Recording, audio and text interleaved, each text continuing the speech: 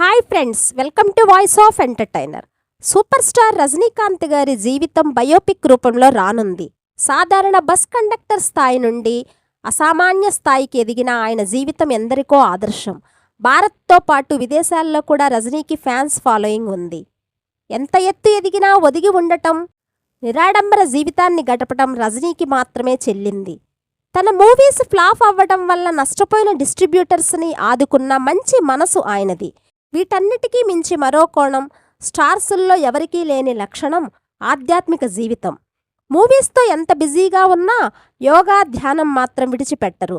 Every year హిమాలయాల్లోని ఆశ్రమాల్లో గడిపి వరుసగా పలు పుణ్యక్షేత్రాలను సందర్శించడం ఆయనకి అలవాటు. ఎక్కడో మహారాష్ట్రలో పుట్టి కర్ణాటకలో పెరిగి తమిళనాడులో తారాస్థాయికి చేరుకోవడం అంటే మామూలు విషయం కాదు. రజనీలో ఏముంది? అందగాడు, ఆజానుబాహుడు కానే కాదు. కేవలం కృషి, పట్టుదల, క్రమశిక్షణ, టాలెంట్ ఆయన్ని ఈ స్థాయికి తీసుకొచ్చాయి. అందుకే బాలీవుడ్ ఫిలిం మేకర్స్ కన్ను రజనీపై పడ్డాయి. హిందీ ఫిలిం మేకర్ సాజిద్ నడియద్వాలా రజనీకాంత్ గారి బయోపిక్ హక్కులను సొంతం చేసుకున్నారు. ప్రస్తుతం దీనికి సంబంధించిన స్క్రిప్ట్ వర్క్ జరుగుతుండగా త్వరలోనే సినిమాను సెట్స్ పైకి ఎక్కించే అవకాశం ఉందని టాక్.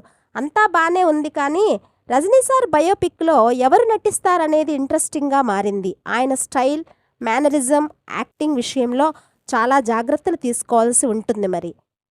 సో ఫ్రెండ్స్, వీడియో నచ్చితే లైక్ అండ్ సబ్స్క్రైబ్ చేసి షేర్ చేయండి. Thank you for watching.